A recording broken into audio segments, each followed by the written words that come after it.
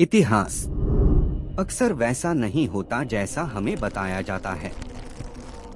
हम बीते समय को पिछड़ा मान लेते हैं, लेकिन भारत के मंदिरों की दीवारें इस सोच को कड़ी चुनौती देती हैं। कर्नाटक के होयसालेश्वर मंदिर की इस दीवार को देखिए, बिल्कुल ध्यान से। 900 साल पुराना पत्थर और उस पर बनी एक ऐसी अद्भुत आकृति जो आज के मॉडर्न टेलीस्कोप जैसी लगती है। जब लेंस टेक्नोलॉजी अभी शुरुआती दौर में थी, तब पत्थर पर ये डिजाइन कैसे आया?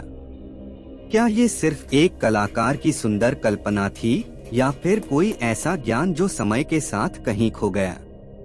आज रहस्य टीवी पर हम दावों की नहीं, बल्कि उन ठोस तथ्यों की बात करेंगे जो आपकी सोच को पूरी तरह बदल कर रख देंगे। होयसालेश्वर मंदिर की मूर्तियां इतनी बारीक हैं कि उनके बीच से एक बारीक बाल भी आसानी से गुजारा जा सकता है। वाकई अविश्वसनीय। लेकिन असली चर्चा उस यंत्र की है जिसे एक द्वारपाल ने बड़ी मजबूती से पकड़ा हुआ है। हमारा आधुनिक दिमाग इसे तुरंत टेलीस्कोप से जोड़कर देखता है, जिसे विज्ञान की भाषा में पारेडोलिया कहा जाता है, यानी जानी पहचानी चीजों को अनजानी जगहों पर ढूंढना। लेकिन रुकिए, क्या ये वाकई इतना सरल है? तमिलनाडु के मंदिरों में साइकिल जैसी आकृतियां भी सबको हैरान करती हैं। कुछ शोध इन्हें बाद के रिनोवेशन से जोड़ते हैं, लेकिन सवाल तो फिर भी अपनी जगह खड़ा है। चाहे वो कल्पना हो या हकीकत, उस दौर की डिजाइन थिंकिंग इतनी विकसित कैसे थी? आखिर उन्होंने उन्हीं चीजों को क्यों चुना जो भविष्य की झलक दिखाती थीं? जरा ठंडे दिमाग से सोचिए। पर रुकिए, असली रहस्य तो अभी शुरू हुआ है। क्या होगा अगर मैं आपसे कहूं कि जिसे हम आज मॉडर्न फिजिक्स कहते हैं, उससे मिलता जुलता विचार हमें हमारी प्राचीन कहानियों और संरचनाओं में दिखाई देता है?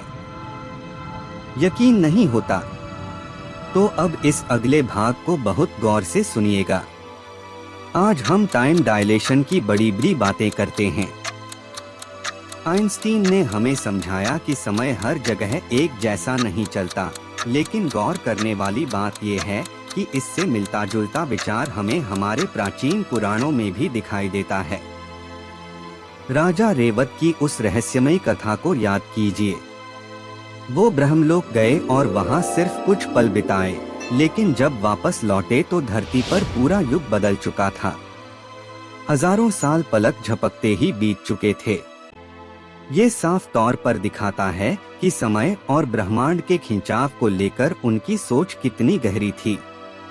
क्या ये संभव है कि ये विशाल मंदिर सिर्फ पूजा के लिए नहीं, बल्कि खगोलीय गणनाओं के केंद्र थे जहां समय के रहस्यों को समझने की कोशिश की जाती थी? अब बात उस बेमिसाल इंजीनियरिंग की जिसे दोहराना आज भी बेहद जटिल माना जाता है। एलोरा का कैलाश मंदिर। जरा कल्पना कीजिए, एक पूरी की पूरी चट्टान को ऊपर से नीचे काटकर ये भव्य मंदिर बनाया गया। करीब 4 लाख टन पत्थर पहाड़ से बाहर निकाला गया, लेकिन सबसे हैरान करने वाली बात तो ये है कि उसके मलबे का स्पष्ट रिकॉर्ड आज भी नहीं मिलता। वहीं कोणार्क का सूर्य मंदिर देख लीजिए, वहां के पत्थर के पहिए आज भी धूप की परछाई से बिल्कुल सटीक समय बता देते हैं। ये सिर्फ पत्थर की कला नहीं है, ये आर्किटेक्चर और एस्ट्रोनॉमी का वो लाजवाब संगम है जो साबित करता है कि हमारे पूर्वज मास्टर इंजीनियर्स थे। अक्सर हम दो छोरों पर बंट जाते हैं।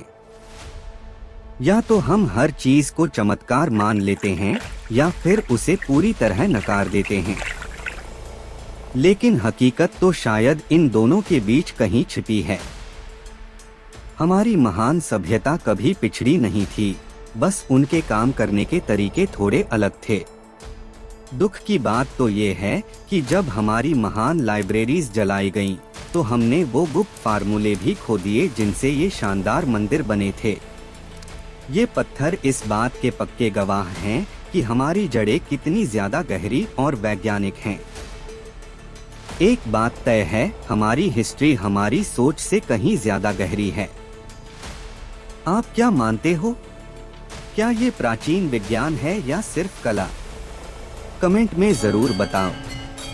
और रहस्य टीवी से जुड़ना मत भूलो। मिलते हैं अगले रहस्य के साथ। जय हिंद।